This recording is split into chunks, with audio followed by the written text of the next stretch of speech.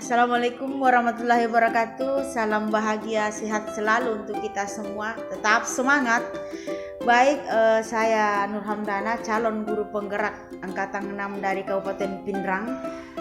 Pada video kali ini akan memaparkan aksi nyata saya pada modul 2.3 tentang coaching untuk supervisi akademik.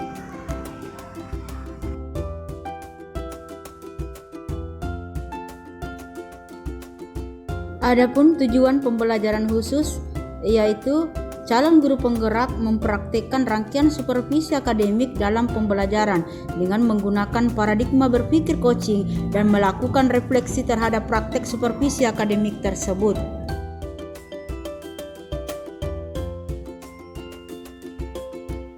Pada praktik supervisi akademik kali ini, saya akan bertindak sebagai supervisor dan salah satu rekan sejawat saya, Ibu Samsinar, akan bertindak sebagai guru yang diobservasi.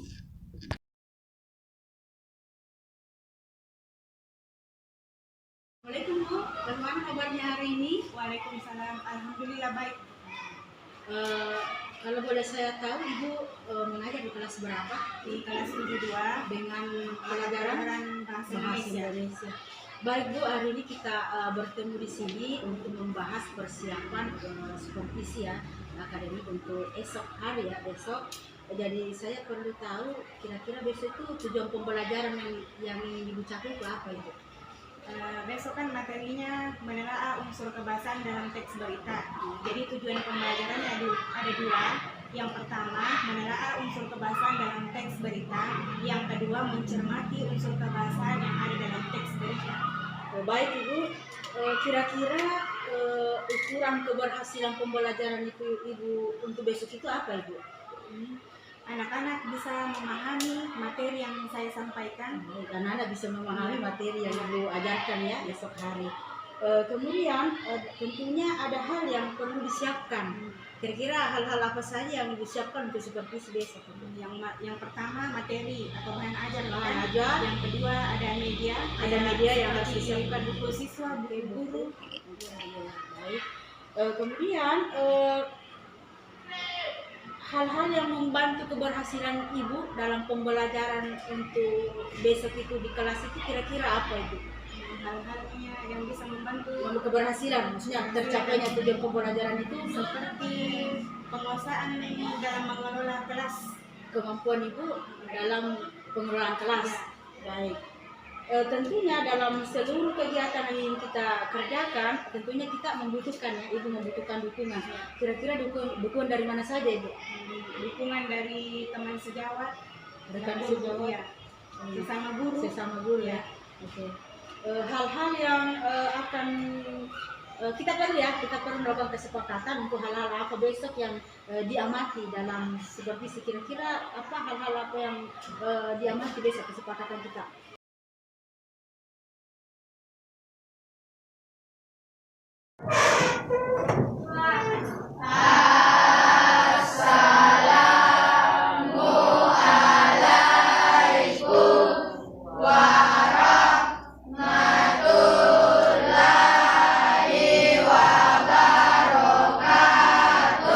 Waalaikumsalam warahmatullahi wabarakatuh.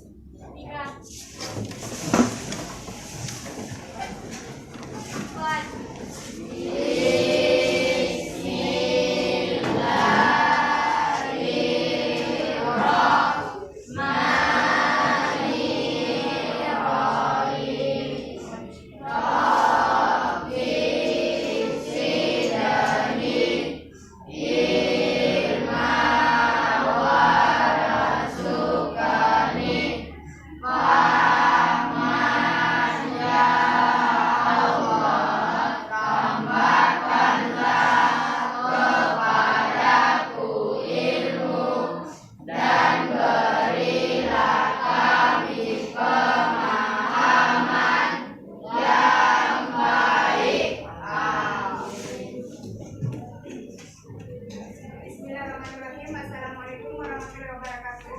Waalaikumsalam warahmatullahi wabarakatuh. Sebelum dimulai proses belajar mengajar, absen dulu ya. Dengarkan mata. Aisyah. Cici Magutira, Indah Pertiwi, Husnul Hatimah, Masra, Nazwa, Naifa Yuspriyadi,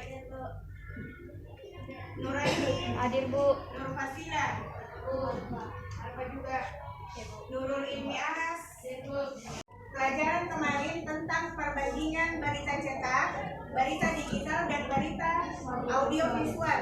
Ada yang masih ingat bagaimana perbedaannya itu dari ketiga berita? Terletak pada pengertiannya, kan? Di mana berita cetak itu adalah berita yang disajikan dalam bentuk media cetak seperti surat kabar. Kalau berita digital berarti berita yang disajikan melalui bentuk online atau daring. Kemudian yang ketiga adalah berita audio visual, di mana berita audio visual adalah media yang selain memberikan efek suara juga memberikan efek gambar yang dapat dilihat. Ingat itu, nah?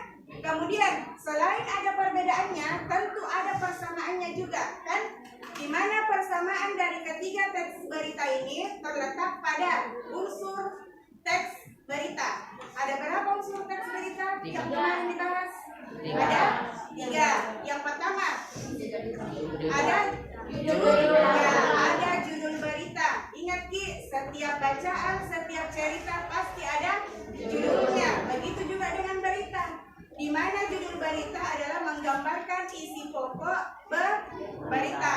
Yang kedua, ada teras berita, informasi yang berisi pokok-pokok berita yang akan diberitakan, ya. Dalamnya ini memuat unsur 5W tambah 1H, atau lebih lazimnya dikenal dengan istilah hadistimba, di mana A adalah apa, di mana, kapan, siapa, N mengapa. Ya. Oke, perhatikan ya. Materi hari ini menelaah unsur kebahasan dalam teks berita. Tujuan pembelajarannya, siswa diharapkan mampu menelaah unsur kebahasan dalam teks berita. Yang kedua, siswa diharapkan mampu mencermati unsur kebahasaan yang ada dalam teks berita. Nah, seperti apa sih unsur kebahasaan dalam teks berita? Ini nah, terbagi menjadi 3. Ada kalimat, ada konjungsi, dan ada kata ganti. Kalimat ini terdiri lagi menjadi 2. Ada kalimat tunggal dan ada kalimat majemuk. Perhatikan di buku paketnya, ada tuh. Ada kan? Nah, kalimat tunggal, kalimat yang hanya memiliki satu klausa atau satu peristiwa saja. Ya, lihat contohnya. Polisi menjaga gedung balai kota sejak pagi. Apa yang lakukan si pelaku di sini? Lebih. Atau bisa dikatakan 2 peristiwa yang terjadi di sini. Lihat di contohnya. Ketika presiden datang, para polisi berpatroli di sekitar kawasan Jalan Merdeka, Bandung. Berarti peristiwa yang pertama apa? Ketika presiden datang. Peristiwa yang kedua, ya, para polisi berpatroli. 2 peristiwa yang terjadi, kan? Paham? Bisa kalimat tunggal dengan kalimat majemuk? Bisa. Sekarang konjungsi. Ini konjungsi sama dengan kata penghubung. Ingat, kata penghubung yang digunakan dalam teks kebahasaan ada 2. Ada kata penghubung kronologis dan kata penghubung kausalitas. Kronologis adalah urutan terjadinya suatu peristiwa yang ditandai dengan kata apa? Di situ di buku paketnya. Kata penghubungnya, kan? Paham nanti sampai sini? Paham? Oke. Kalau paham, di sini kan ada tugasnya. Halaman yang 5 dah. Tadi 1, 2, 3, 4, 5 kebahasanya. Kalau ada ditemukan dalam bacaan, di checklist.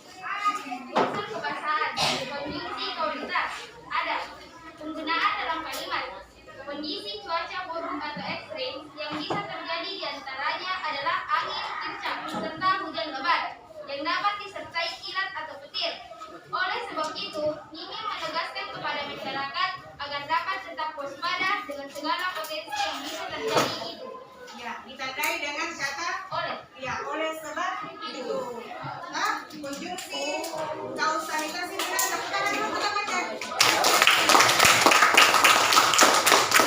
Sekali lagi.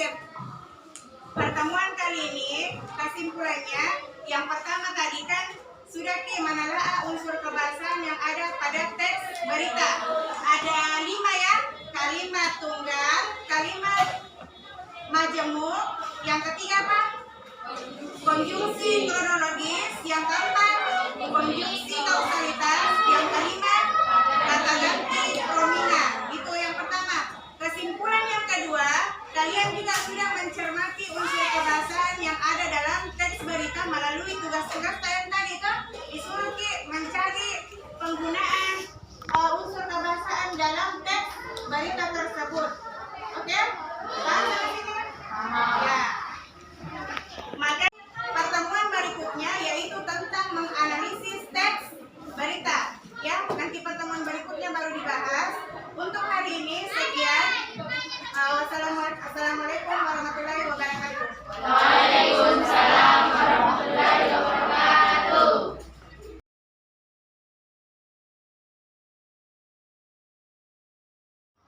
Baik Bu, assalamualaikum. Waalaikumsalam Ibu. Bagaimana kabar Ibu hari ini? Alhamdulillah baik. Tadi Ibu pernah mengajar di kelas berapa? Di kelas 72. Baik Ibu, kali ini kita berada di sini dan saya ingin dulu tentang kegiatan kemarin tentang observasi yang kita lakukan di kelas. Kira-kira bagaimana rasanya? Alhamdulillah, saya rasa lega karena sudah mulai Mereka yang jadi nyaman ya yang ke depannya. Baik, saya ingin tahu tentang bagaimana sih yang kita rasa dan bagaimana hal-hal baru yang kita dapatkan dari kemarin itu. Yang pertama kira-kira dari pelaksanaan kegiatan kemarin yang kita lakukan itu apa yang menurut itu sudah baik dan masih harus diperbaiki ke depan.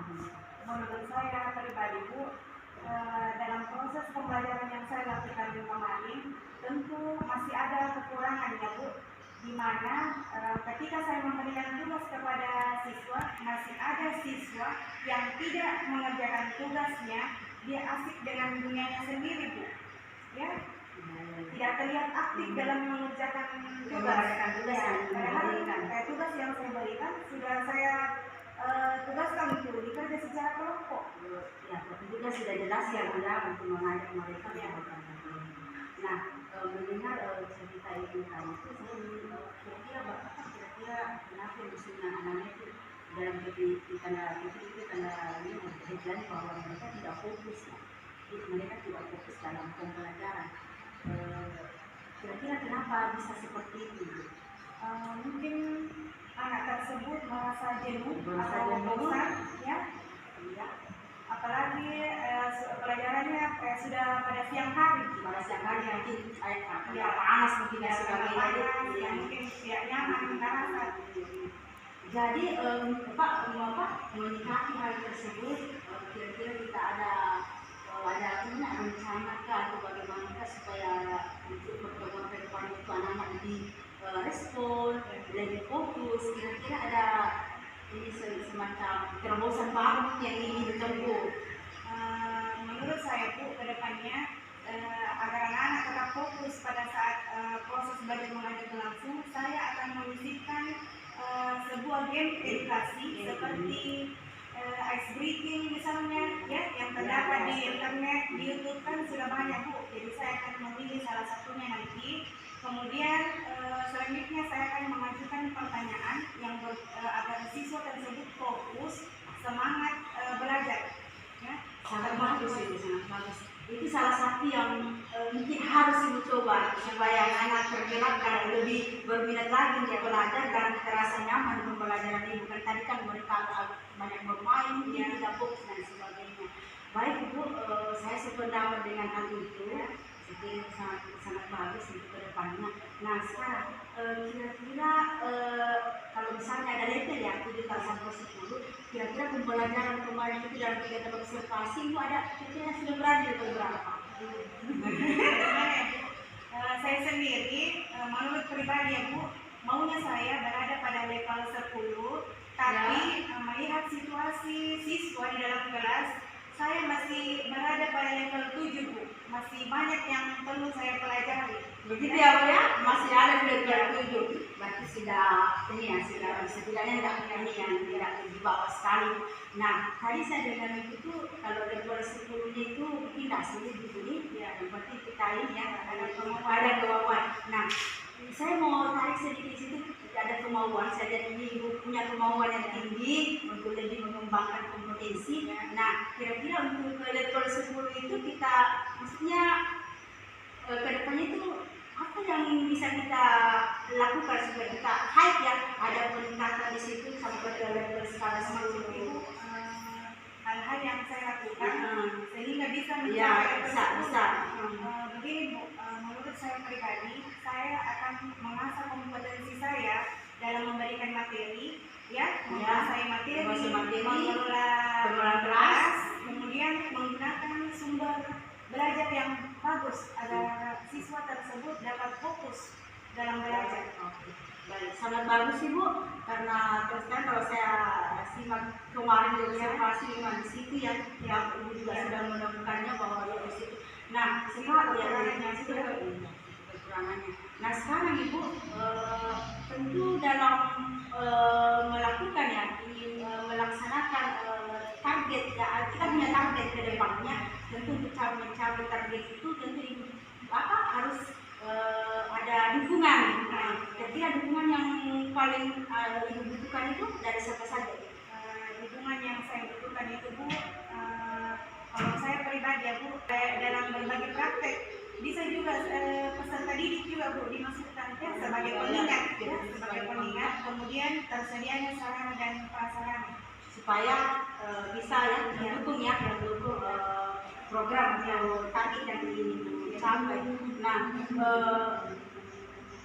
mendengar dari tadi ya pembicaraan kita, saya sangat sebenarnya salut dengan Ibu yang karena ini naik ke level yang lebih tinggi dengan intinya bahwa mau belajar lagi ke depannya sehingga kompetensi pendidik kita ada berkembang.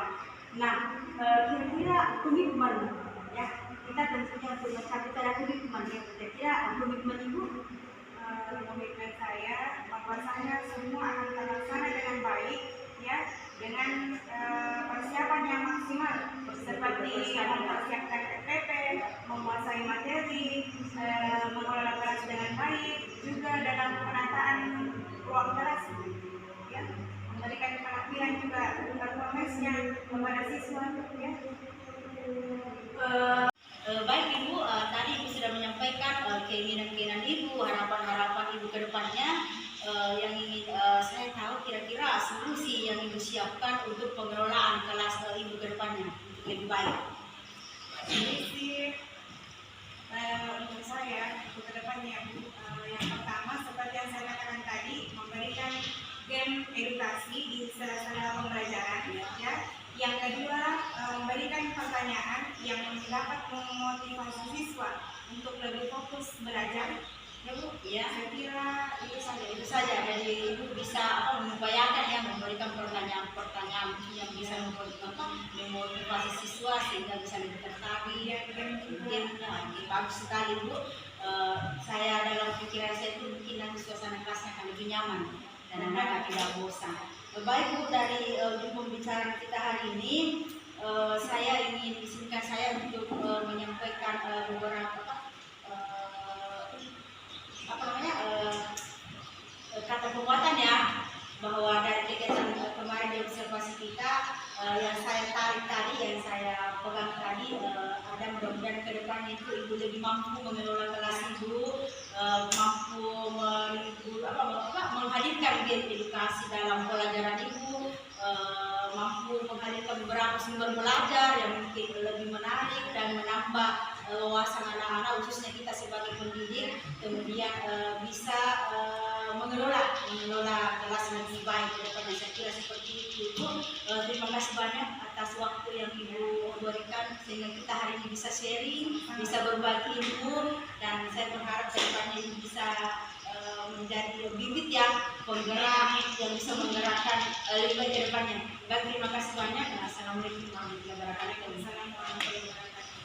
Baik, terima kasih. Assalamualaikum warahmatullahi wabarakatuh. Waalaikumsalam. Ya, alhamdulillah hari ini kita telah melakukan coaching supervisi akademik, dan saya pada kesempatan ini akan memberikan info baik terhadap apa yang telah dilakukan dalam coaching ini. Yang pertama yang saya ingin katakan, saya sangat bangga dan senang melihat prosesnya coaching ini, karena menurut saya secara keseluruhan bahwa coaching ini berhasil. Itu yang pertama. Kemudian saya juga ingin sampaikan bahwa khususnya kepada coaching yang diberikan coaching, bagaimana perasaannya, apakah tujuan yang diharapkan dari coaching ini sudah berhasil menurutnya? Ya, alhamdulillah sudah berhasil, Pak. Alhamdulillah. Terima kasih. Ibu telah menyepakati bahwa memang dari awal saya yakin bahwa coaching yang berjalan ini sudah sesuai dengan harapan dan tujuan yang diinginkan. Yang kedua, saya juga berterima kasih kepada coach dalam hal ini Ibu Guru Hamdana telah memberikan coaching yang luar biasa ya kepada teman sejawatnya, khususnya bagaimana terus memberikan solusi dan pencerahan kepada coaching yang menghadapi masalah pembelajaran di kelas. Dan begitu banyak apresiasi dan memberikan penguatan di akhirnya. Sementara di pihak coachingnya tidak sadar bagaimanapun apakah ini merasakan bahwa posisi ibu ini sendiri dalam memecahkan masalahnya sendiri. Apakah ibu merasakannya bahwa masalah yang dihadapi tadi betul-betul dipecahkan oleh ibu sendiri kan? Ya. Kenapa saya mengatakan dengan itu hal benar terjadi, karena ibu sendiri yang memberikan solusi dan terkait memberikan penguatan dalam pembelajaran dengan bentuk edukasi dalam permainan, terus memberikan brainstorming, kemudian penguatan motivasi. Ya, saya kira itulah yang membuat saya juga menyatakan bahwa berhasil. Selanjutnya, ditambah lagi satu yang saya sangat suka dari proses ini, adanya penguatan.